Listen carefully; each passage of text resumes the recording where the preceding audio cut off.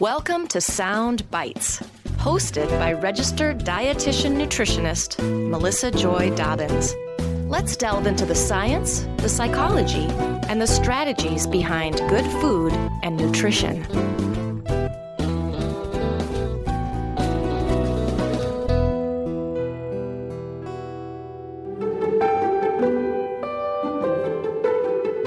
What is one adjective that describes what it's like to be a young adult today?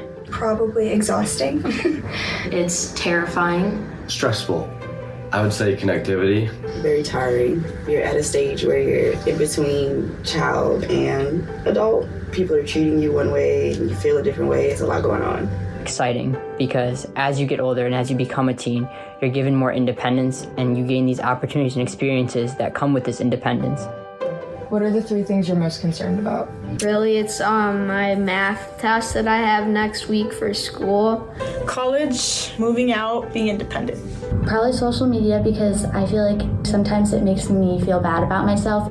The future. I don't know what college I'm going to go to or what job I'm going to have after that. I say I'm concerned about health. I'd say I'm concerned about the relationships that I have. What are the 3 things you're most hopeful or optimistic about? Like self-growth, my 20s, and school and my future career.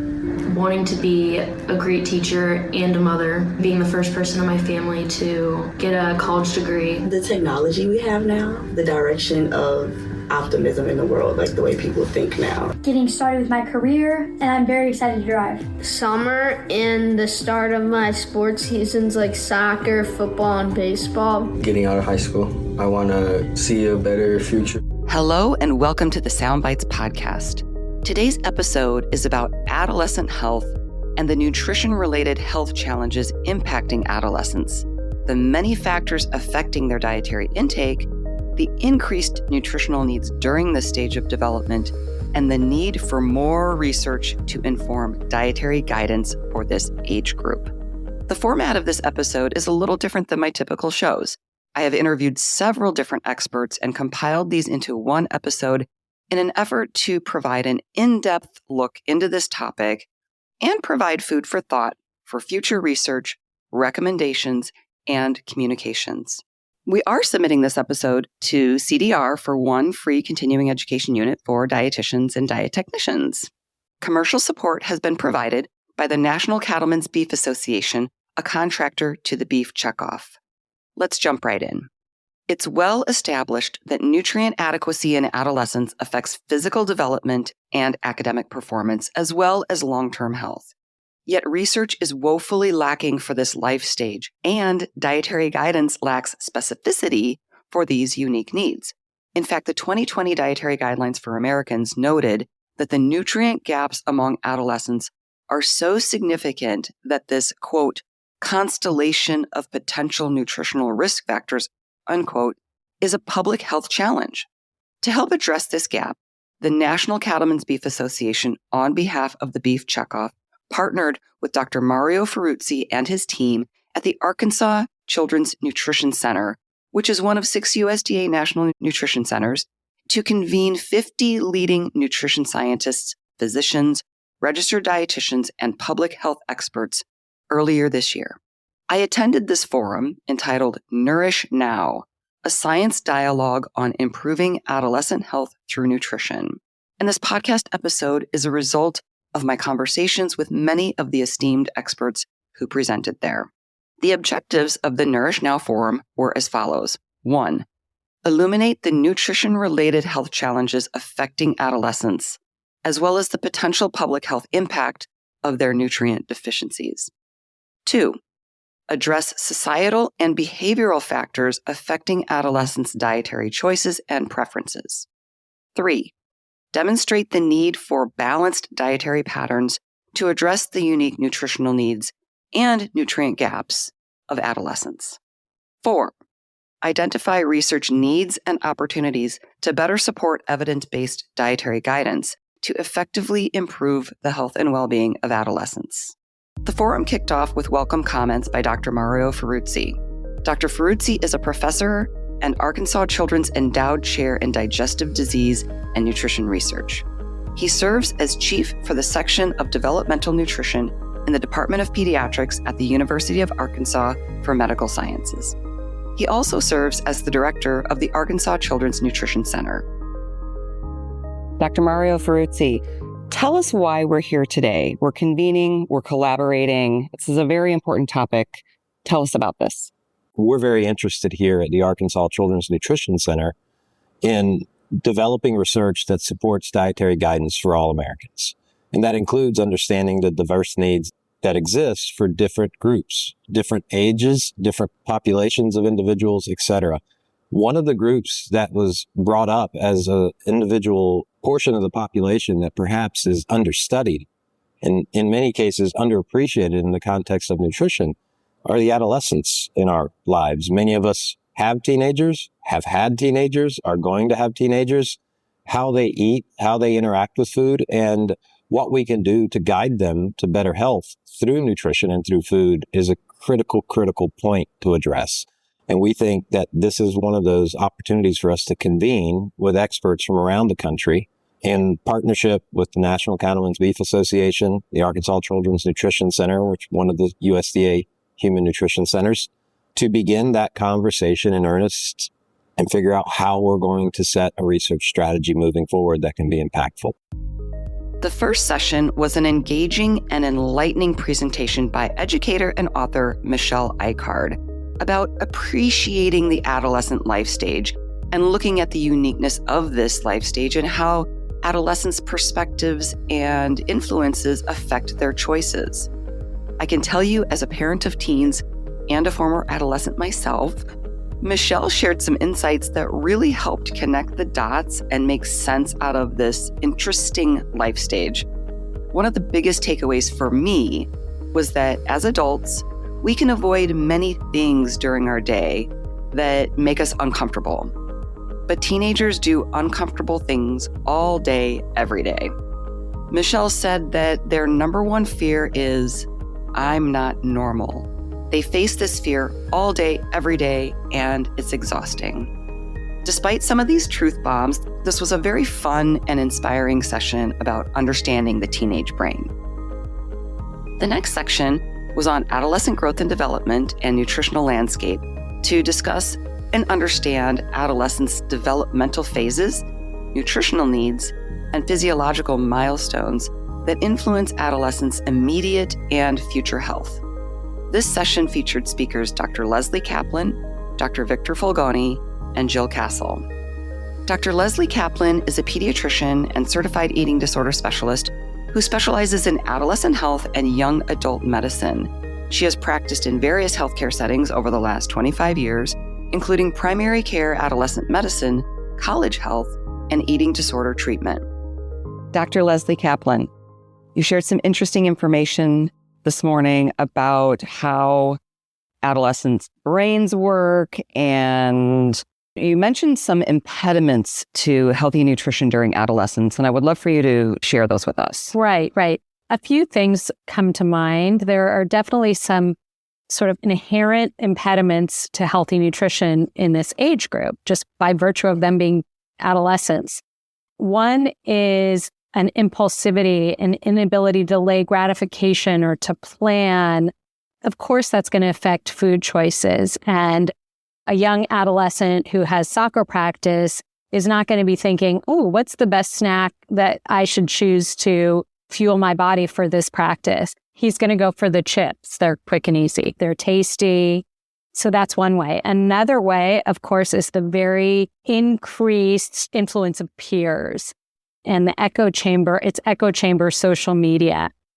So during adolescence, sometimes teenagers will just to strive to fit in, will kind of get down this rabbit hole of how do I lose weight? And they may do some fad diets, or how do I build muscle? They may over-exercise or overtrain.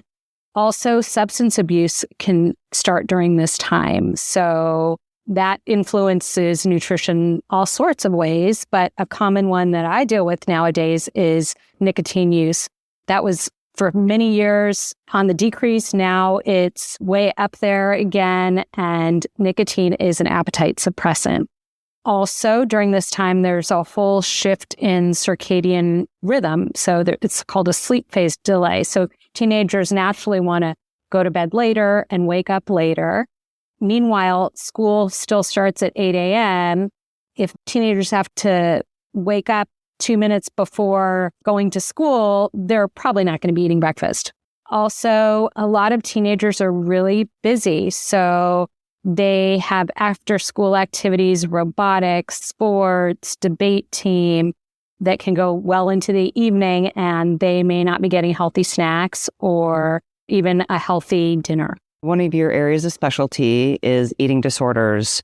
I'd love for you to touch on what you shared about the medical consequences of eating disorders, but also just of dieting. Yeah, eating disorders can be very devastating to our health. The medical consequences are vast and wide and can be quite severe. They affect just about every organ system. Some of those in particular, I worry about because when an eating disorder strikes in adolescence, it can affect linear growth and bone density, even cause cerebral atrophy. And those things in particular, while most of the other consequences resolve with nutritional rehabilitation, those that I mentioned may not. So it's an unfortunate time to get an eating disorder, adolescence is. But meanwhile, dieting has medical consequences too. So things like constipation, bloating, fatigue, menstrual irregularities, osteopenia or osteoporosis, and mental sluggishness in general, all can be happening at a time when we really expect a lot out of our teenagers, both physically and cognitively. Jill Castle, a registered dietitian and author, is one of the nation's premier childhood nutrition experts. She is founder of The Nourished Child, a website and podcast for parents, and her newest book is Kids Thrive at Every Size. So Jill, we've been talking about adolescent nutrition, and one of the things that I always learn from you is that adolescents have increased nutrition needs, but yet they're oftentimes not meeting those needs because they're either cutting back or dieting or restricting in some way, or maybe they just don't know what they're doing. They're just not fueling properly. So talk to me a little bit more specifically about these increased needs, certain nutrients, and then also the decreased intake aspect. Right. That's a great question, Melissa. I think the biggest increase is for calories because there's this growth spurt happening and puberty is happening, and those are energy-hungry processes. Protein needs go up as well. We've got adolescents who are laying down muscle tissue, and all those developing organs are growing. And then on a micronutrient level, teens have increased needs for iron. The blood is expanding, so as that body is getting bigger, blood is expanding. That increases iron requirements. Muscle tissue increases iron requirements. And then for adolescent females who are menstruating, they have an ongoing monthly blood loss. And so that's really the heart of why there's such an increased need for iron. Adolescents also have increased needs for calcium, and why they don't have increased needs for vitamin D. Vitamin D is super important because pretty much globally, teens aren't getting enough vitamin D from their diets. But there's a lot going on with adolescents, and we're really thinking about, what is the organ growth doing? What are the bones doing? What is the blood doing? And all of these things that are expanding and growing just very naturally increase the overall nutrient requirements for teens. So when we think about teens and how they eat, we know that the Healthy Eating Index tells us that they have the poorest compliance with the dietary guidelines on record of all age groups. And so when we're talking about these higher nutrient requirements, we're really talking about foods like meat, particularly beef, as an excellent source of iron and zinc. When we are talking about vegetarian teens, for example, they might be looking towards more beans in their diet. We know that animal sources of protein are going to have highly bioavailable iron and zinc and vitamin B12 for these adolescents. So those beef, dark meat, poultry, and other animal foods for iron and zinc and B12 are going to be important inclusions in the diet. And then when we get into calcium and vitamin D, those dairy products are going to be very useful, highly bioavailable sources of calcium and vitamin D for teenagers. Thank you for explaining that. That's very helpful. In your presentation, you mentioned the ideal diet. So what is the ideal eating pattern for teens? I believe you talked about something called a growing plate. That was very interesting. Yeah, I sort of took the My Plate icon and modified it a little bit for my population and my own practice so that teens and parents could really look at a picture and see what they're supposed to be eating on a day-to-day basis. So obviously, when I mapped this out, half of the plate is fruits and vegetables, a quarter of the plate is whole grains, and the other quarter of the plate is protein foods. And then we have dairy on the side as milk or another dairy food. When we look at the overall balance of the diet for teenagers, we know that they're not getting that balance based on that healthy eating index that we talked about before. But when I talk with teens about a healthy growing plate, I'm really trying to look at foods with a nutrient lens. And by getting a quarter of what's on their plate from protein, I know we're going to nail down protein, iron, zinc, B12, and some of those other nutrients that are going to come from protein foods, particularly those animal-based protein foods. I know with the fruits and vegetables, they're going to get the other nutrients that are important for them: fiber, vitamin A, vitamin C. When we look at dairy, I spoke about that. They're going to get the calcium and the vitamin D. And when we look at whole grains, we're going to get B vitamins plus fiber. All of these different food groups on this growing plate proportionally can meet the calorie and nutrient needs that are escalated or accelerated during the teenage years. Because the calories are so much higher, we know that the number of servings of those food groups, those different food groups, need to increase during the adolescent years. But the essential nut for parents and professionals to understand is that there's a wide variety of nutrients that these teenagers need. They can get it from a balanced growing plate that includes all the different food groups. And they may need more of those food groups just to match their energy needs. But overall, it can be done with this balanced growing plate that showcases high quality food sources that are going to provide these essential nutrients that they need. Great. There's also some really interesting research. We know that teens are at high risk for key nutrient deficiencies.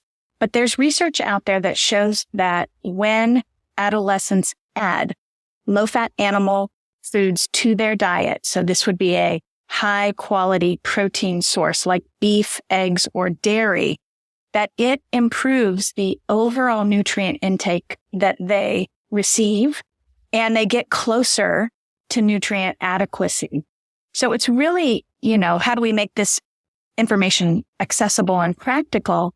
It's really thinking about these animal foods, these low-fat animal foods like beef and dairy and eggs. How can you work those into breakfast, for example, or dinner, or even at snack time? Teenagers may not be sitting at the table every night for dinner with you, but there are ways to have these foods on hand that make it easy to grab and go, add on top of a salad. A lot of kids like beef jerky these days. It's an awesome low-fat animal food that's going to provide that iron, that zinc, that B12, and that high-quality protein that teens need at this stage of development. Mm-hmm. Yeah, those are all really great points, and that is very interesting research. I feel like adolescents are already kind of high risk, but you mentioned some specific high-risk teens during your presentation, this subset group of adolescents. So I'd love for you to just briefly touch on that. Yeah, teens are on a whole at high risk for nutrient inadequacy, but there are certain groups of teenagers that are even at a higher risk. And those I would categorize as pregnant teens, teens with larger bodies, teens with an eating disorder or dysfunctional eating, athletes, and teenagers who are food insecure. So let's circle back. Teens who get pregnant, We don't have a lot of evidence about them, but what we do know is that when a teenage female is pregnant, she has higher nutrient needs still for her own growth and development.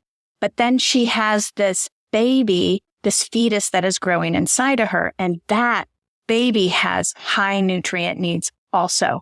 So there's a little competition going on for the nutrients, and somebody's going to probably lose out. And oftentimes it will be the teenager because the baby will be prioritized in that situation. Another high-risk group, as I mentioned, is teens in larger bodies. We have evidence of nutrient deficiencies, things like vitamin D. Vitamin D loves to hang out in the fat stores. It gets sequestered there and it becomes unavailable to the bones. We also know that teens with larger bodies are showing signs of iron deficiency and a whole host of other nutrient deficiencies like omega-3 fatty acids, which some people may think, wow, they have larger bodies, they must be adequately nourished, but that's not the case. Excess body fat does not mean that you're getting the nutrients that you need during this stage of life. And another group, as Dr. Kaplan mentioned in our presentation, teens with eating disorders, in particular teens with restrictive eating tendencies or purging-oriented tendencies, can suffer significant nutrient deficiencies. Athletes, which I had 4 athletes that I raised, they also have higher nutrient requirements because they are accumulating muscle, they're burning more calories, they may be short on time, so they're not necessarily eating well-rounded meals and snacks. And then lastly, the last group I would say at high risk for nutrient deficiencies in the adolescent sector is teens who are food insecure. They may not have access to nutrient-dense foods, particularly protein sources. They might be able to access a lot of carbohydrate-based foods, but may not be able to get that good quality protein source in their diets on a regular basis. So they are at high risk, I believe, as well. Mm-hmm. Very good points. You mentioned your kids. You're the mom of 4 kids. Is there anything that you wanted to share with us from like a personal perspective? Any takeaways of raising 4 very different children, I'm assuming? So I think that my biggest observations about mothering teens is that it's not a time to sort of let the reins go and say, oh, they're teenagers, I don't have to do anything. They can fix their own food. They actually, for whatever reason, teens tend to be a little bit unmotivated around cooking for themselves. But when there is food available, when snack is out on the counter or dinner is ready and they don't have to do anything, they seem to eat a lot better. So my encouragement for parents is, your job's not over. Teenagers still respond very well to having food readily available. They like quick grab and go. So if you want to make it healthy, chop up those fruits and vegetables and make those sandwiches and have salads ready and easy to assemble, if not already ready for your kids. And, take some time maybe to grill some beef or some chicken and just have it in the refrigerator. Teens will eat well, but they might not execute on doing it for themselves. But if it's there and easy to access, most teens that I know, myself, my own included, will eat very well and enjoy it as well. That's very interesting. That makes so much sense. I can see that in my own house as well. Earlier, you also mentioned kids in larger bodies, which brings me to your new book. I would love for you to share a little bit about your new book. So my new book is called Kids Thrive at Every Size, How to Nourish Your Big, Small, or In-Between Child for a Lifetime of Health and Happiness. It's first and foremost a habit book for children between the ages of 3 and 13. So all the essential lifestyle habits that parents should be cultivating from an early age, including things like screen time, sleep, daily movement, food choices, eating behaviors, those types of things. Secondarily, it's really my guide for parents who are raising children in larger and or smaller bodies so that they can not only lay down these healthy habits, these lifestyle habits that should continue on for decades, but to help them navigate our current social construct around size.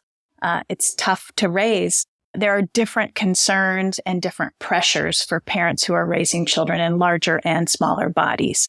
And I wanted to help them have a blueprint for raising their kids so that they are healthy, but also wanted to help them raise children who felt good about the skin that they're in and that were emotionally in a good place, particularly as, these children have to navigate a lot of bias and discrimination and stigma and shame, even from our own healthcare providers. So I'm helping families hopefully navigate all of that in this book. Well, thank you. Yes, I have a copy, and it is an incredibly wonderful book. Thank you for writing it. It addresses these complex issues in a very practical way. It doesn't just scratch the surface on, screen time, sleep habits, blah, blah, blah. No, this is really a wonderful resource, and it's a really excellent dive into some difficult conversations that we need to talk about more. So thank you. You're welcome. Thanks for asking me about it. After that session was a sharing out of sorts on research and experiences from the field, where we heard about insights, findings, and implications from a variety of experts who are working with adolescents to understand the current state of adolescent-focused science and address potential gaps, barriers, and opportunities. There were so many great experiences shared during this session, but in particular, I'd like to share these with you. One was the discussion about a protein-rich breakfast may improve sleep quality via circadian rhythms. Also, how do we define adolescence? What's the age range? Adolescents are not small adults, nor are they big children. A lot of food for thought here. Following that, another group of experts shared a variety of insights on psychosocial behavior and impact on dietary intake and quality in an effort to explore current and emerging research to better understand how adolescents' environments, behaviors, and influences affect their food choices and overall diet quality to help inform future nutrition research needs. Again, so many interesting experiences shared here.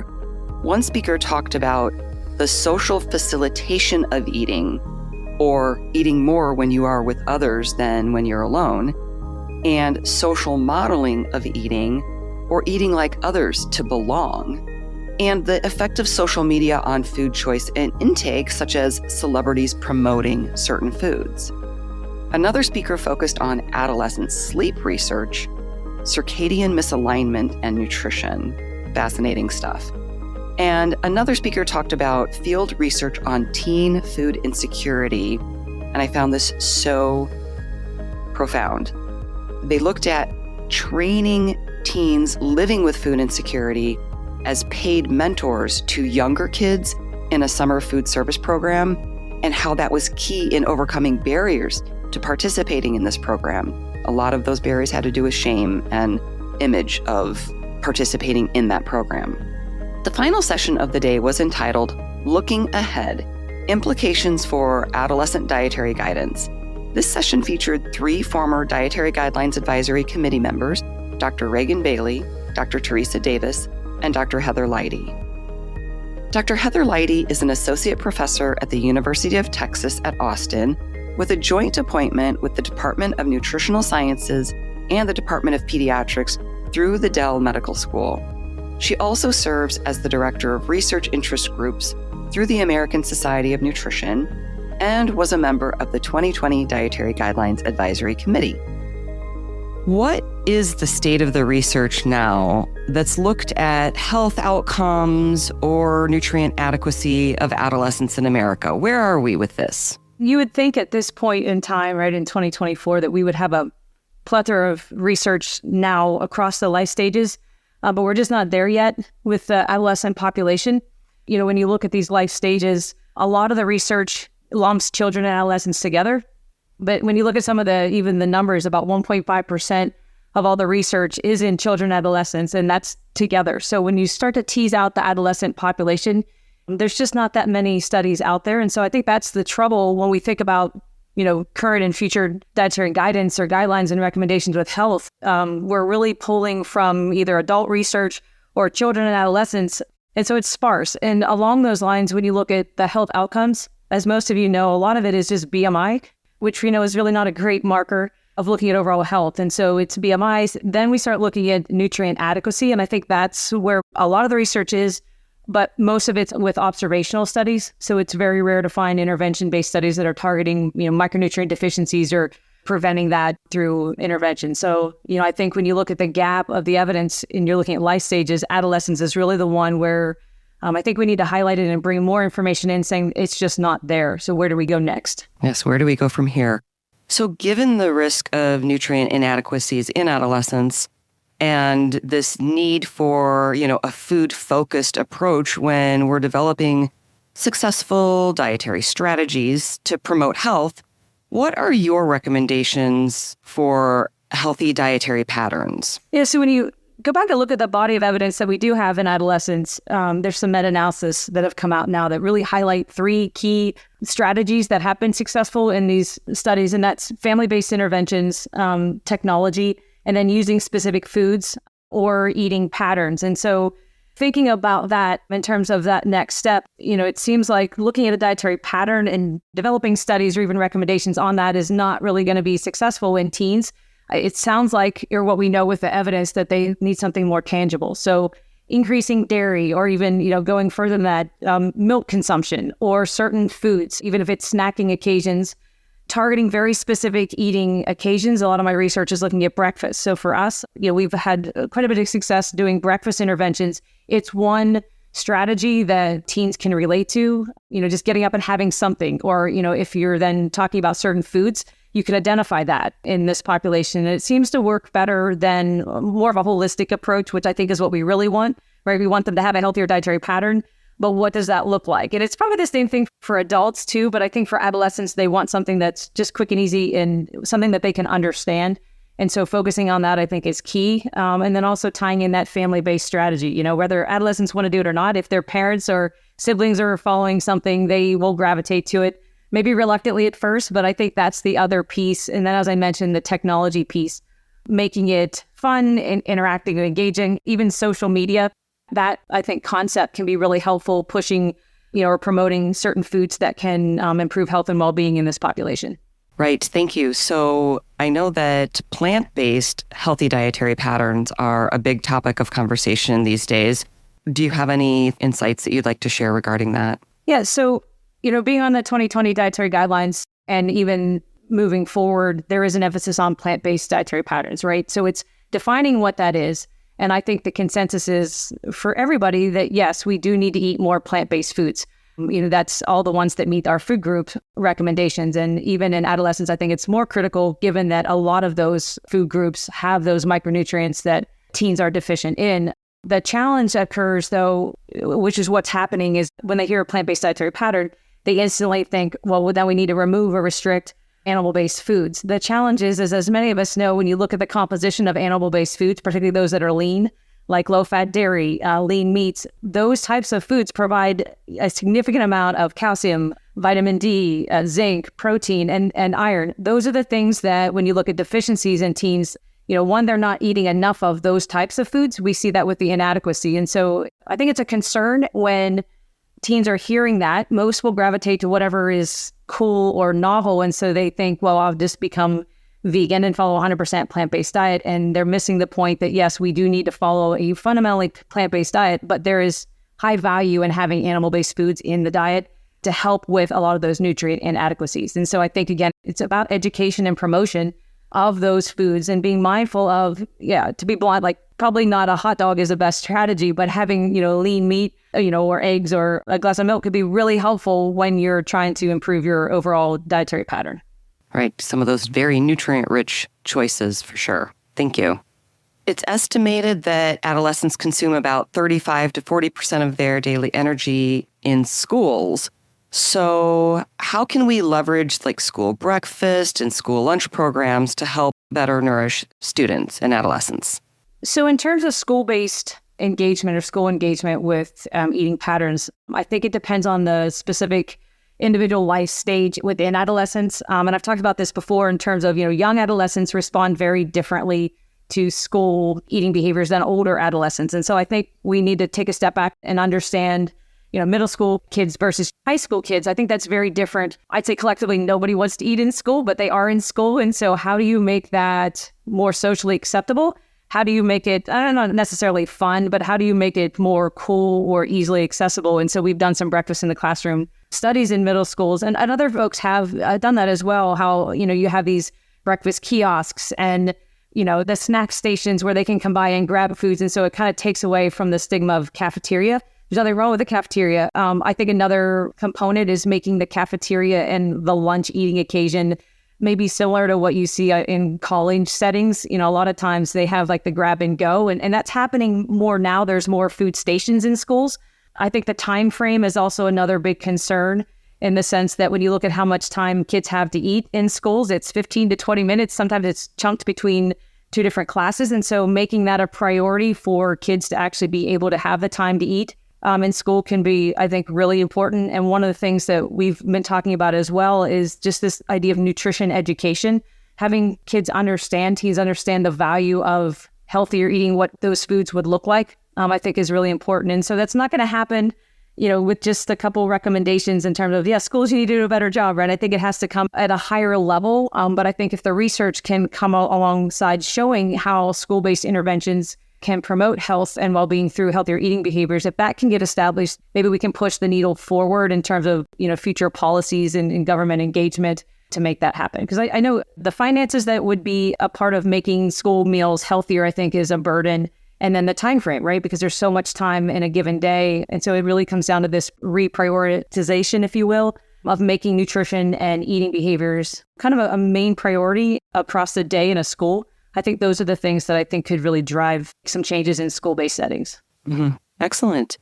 And as we are gathering more data, doing more research, compiling a lot of the exciting experience examples that were shared at this conference, what are some other things that we can do right now to inform better dietary guidance and to support healthcare practitioners and just help adolescents improve their nutritional intake? So first and foremost, at least from my perspective, is identifying that we have a gap in our research or in recommendations that are specifically tailored to adolescents across these different mini life stages. And what I mean by that is, the young adolescents, middle and emerging adults, if you will. It's identifying that we do have a need for future research, in essence, future guidance based on evidence. And there's a lack there. So I think first and foremost, just highlighting the fact that this is a gap that we need to target and focus on. And then, thinking about that transition from childhood to adolescence, we know that adolescents have the poorest diet quality. And so focusing on the eating patterns that they are experiencing, and then developing recommendations and strategies on how to make that more effective. I mean, I think the biggest concern that I have as a researcher for us is, as I said, we do breakfast and snack interventions, and it's easier to give kids recommendations to eat foods. It's much harder to say, don't eat these foods. And it's not about restricting foods, but it's about having them make healthier food choices. And so I think it's starting there, that it's really not about a mission as it is of just, if you're adding healthier foods into a dietary pattern, some research does suggest that they will then make better food choices if they're eating healthier food choices earlier on. And so I think that has to happen, next is first identifying that we do have this big gap in the lack of evidence. But then as we start progressing with more evidence, whether it's observational or intervention-based studies, we need to make sure that they're tailored, that are, individualized for this population. And again, going back to that family, technology, and specific foods, I think can be really helpful. Dr. Reagan Bailey is an Associate Director for the Institute for Advancing Health Through Agriculture and Professor of Nutrition at Texas A&M University. Dr. Bailey is also a registered dietitian, and her research focuses on opportunities to improve the methods of measuring nutritional status to optimize health. Dr. Bailey also served on the 2020 Dietary Guidelines for Americans Advisory Committee as chair of the Data Analysis and Food Pattern Modeling Subcommittee. Dr. Bailey, we've talked a lot about adolescent nutrition, and this forum covered a lot of information, but I would just like to kind of take a step back and review why nutrition is important at this stage, especially as it relates to long-term health or chronic disease development. As we talked about at the meeting, diet quality in adolescents and emerging adults is among the lowest across the life course. And so, of course, diet is related to diet-related chronic disease. And it's particularly important in this age group because we are talking about body composition, which influences onset of puberty. We are in this life stage accruing peak bone mass. There's musculoskeletal growth going on, neurodevelopment, immune function. Nutrition is directly related to all of these things, and this is a really high-risk group in terms of diet quality when you look at the Healthy Eating Index.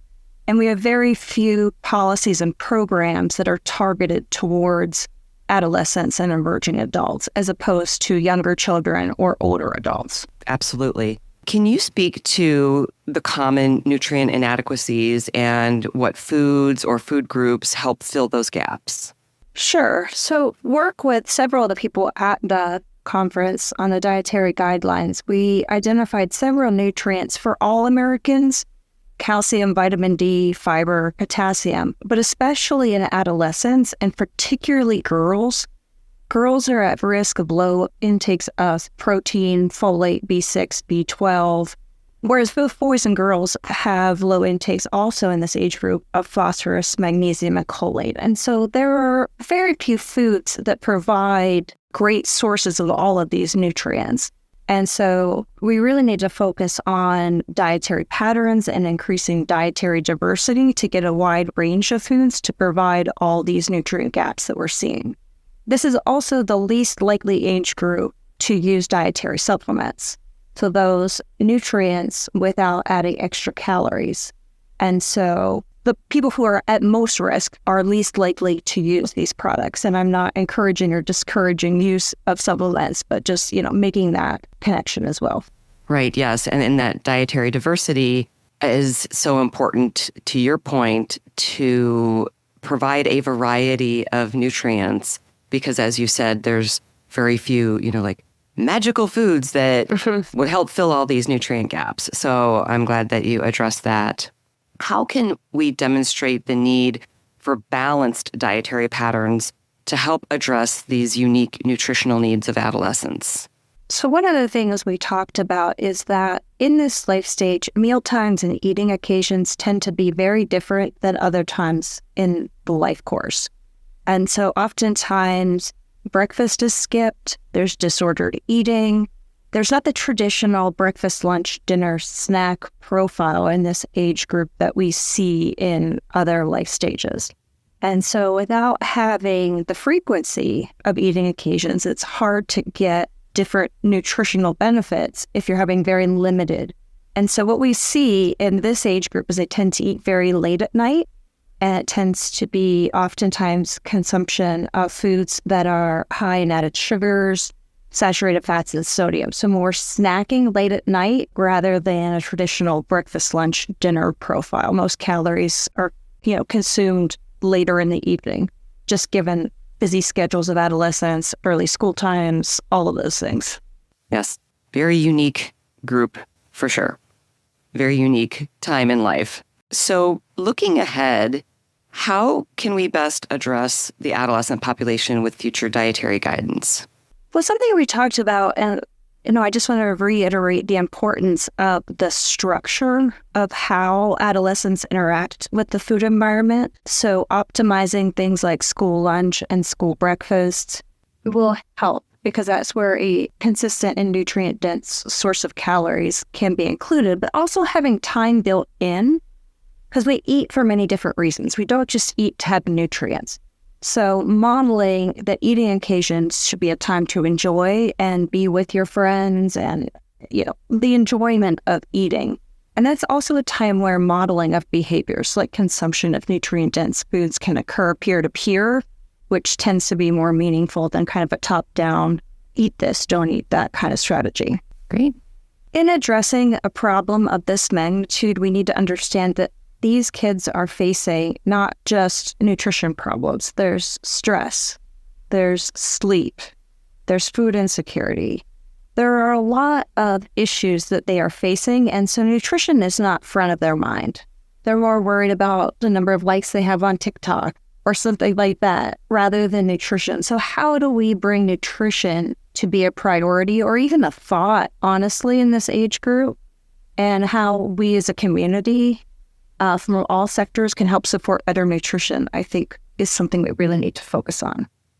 All great points. Thank you so much. In wrapping up, I wanted to talk with Dr. Mario Ferruzzi again to hear his impressions of the forum and recommendations moving forward. Dr. Ferruzzi, based on the evidence presented at the forum, what are some key nutrient gaps and dietary recommendations that you think should be addressed in future research and in current recommendations for adolescents? Well, first I have to start off by saying, wow, I think what we've heard has been incredible in terms of an awareness piece for even me, someone who's into the nutrition research space. My big take home here has been the complexity of these questions, right? How we begin to address what are individual adolescent nutrition needs when we still struggle to define what are we really talking about in this transition through adolescence, this path that our kids are taking as they start and then end and grow up into full-grown adults. And the unique needs across that life stage is just tremendous.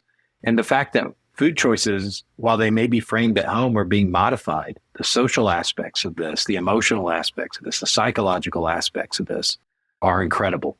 So where are we getting at in terms of unique needs? I mean, what was very apparent to me is that many of the shortfall nutrients that come to mind are even more critical in the period of adolescence. So whether that's calcium and vitamin D, whether that's protein quality and quantity, or whether that's iron and zinc and vitamin A, things that we think about societally, but even more critical for this adolescent population as they set the strong foundation moving into adulthood.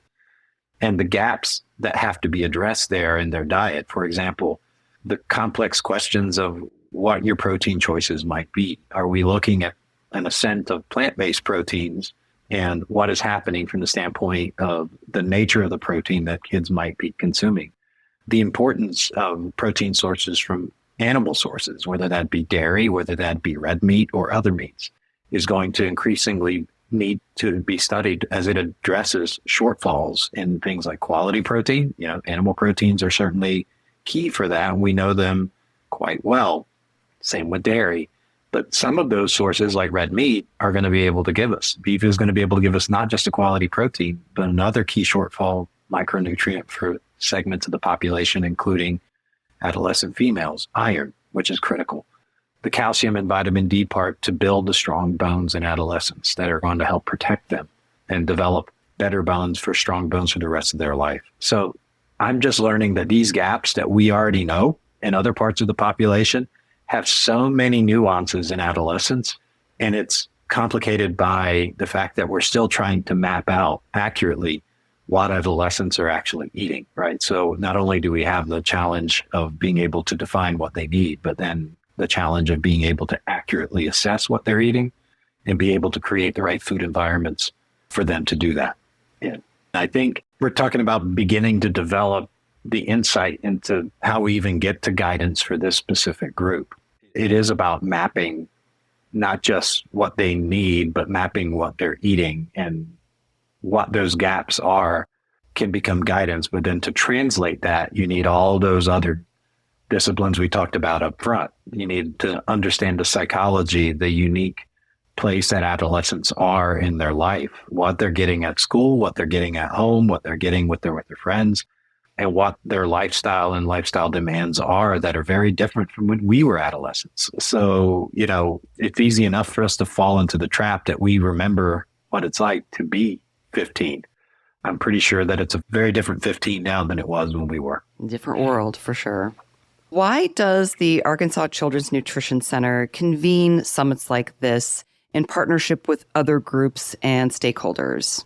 Yeah, that's a very good question. I mean, this is the first time we've really convened something with stakeholder groups, but it's not the first time we've participated as individual scientists in groups like these. And I think it's important to point out, at the Arkansas Children's Nutrition Center, we are one of 6 human nutrition research centers that are funded by USDA Agricultural Research Services. The goal for us is not just to advance science in support of dietary guidance, but it's also to advance the fundamental science of nutrition in alignment with the needs of our agricultural systems and stakeholders. listening to these types of needs is going to be critical to us being able to establish our research program directions, but also understand where our programs align for translational impact, right? Our research has to have outcomes and translational potential to help our key stakeholders and partners across the agricultural system. So convening those is key. We actually like it for lots of reasons. One is it shows that people understand that we are a site for top research. It also means that we can bring and convene experts from all over the world if needed to address specific questions that our stakeholders need. And our participation in meetings and congresses such as this around the country is another way for us to do that. But it's really special when we can do it at home and we can do it at Arkansas Children's, and we can really showcase not just the research question that we might be debating at that point. In other words, we may not be trying to find a solution at the moment. What we're trying to find is a path to that solution, a research roadmap that we can then begin to develop over the next 1 year, 5 years, 10 years. And we can look and make sure that resources are placed to address critical questions that are going to impact the U.S. population. And we're able to do that in a really unique and special way when we can do it at home, and it involves all of our scientists that can participate and see the importance of that. That's not always the case. Sometimes we have people that want to stay in their own silos at different places in different parts of the country, but when you can convene, we see it as an inspirational moment to actually talk high-level science, but also to frame the translational potential and significance of what we do as a national human nutrition research center. And I understand that you are also a father. So I would love if you could share any personal insights into raising teenagers from a nutrition standpoint. Yeah, that's always a complicated question. I can take the scientist hat off at any given moment and put the dad hat on, and it gets harder, as you would expect. Science is based on data. Being a dad and trying to tell your kids what they need to eat versus what they eat is filled with lots of emotion and can be very complicated. I'm blessed by the fact that, first of all, I have two wonderful children. I have a 20-year-old daughter who is majoring in animal science at LSU and is very much well-versed on the food and the food systems and the animal food systems. And I have a son who's going to be a senior in high school. So they're a little bit older and very much more self-sufficient. But getting them there was a really strong challenge, as it is for any parent who has teenagers. We are a food family. My wife and I are both food scientists by training. So we probably talk more food than the average family does. And it's not always about passion. Some of it may be chemistry, and some of it may be food safety, and some of it may be how did they even make that? And we're trying to figure it out. So I think the one thing I would tell you, or my personal experience, is my kids aren't really afraid of any food, because I think we talk about it often. Being Italian myself means I'm very emotional and have my preferences, and I'm very strong preferences on food. I'm not always right, as I'm told by my teenagers. But I think it's important that the one thing I tell other parents is just talk about it. You may have an opinion about food, but if your opinion is so strong, teenagers may go the other way, as I've experienced my own self, right? Yes. So, my own kids will tell me, yeah, we know you study nutrition, but what do you really know about what I need? And I think that's what I mean about separating me, the scientist, from me, the parent. And I'm blessed that my kids have really just been great. But the other thing is, we've also had, my son has suffered from food allergies, so peanut and tree nut. And that immediately takes a tool away from you as a parent to say, I can give you a high quality protein snack. I can give you something with lots of nutrients and bioactive phytochemicals. Mm-hmm. Well, that takes it immediately out for the entire house. Mm-hmm. And so now you're looking at what does this do to the diet, not just of the individual, but the diet of the entire household when you start taking away out healthy foods because you can't have them in the house. Mm-hmm. Well, as he's gone through desensitization and things, if we've reintroduced these foods, you see a change. But these are research questions that ironically don't have answers. And we at Arkansas Children's happen to be investigating some of these things now. So my own personal experiences kind of have a path to maybe getting an answer in the next 5 years, which is what's happening to diet quality when you have food elimination diets, not just to the individual, but to the family unit. And these are important questions because guidance has to be built in that context. It can't just be take away. What do we add back?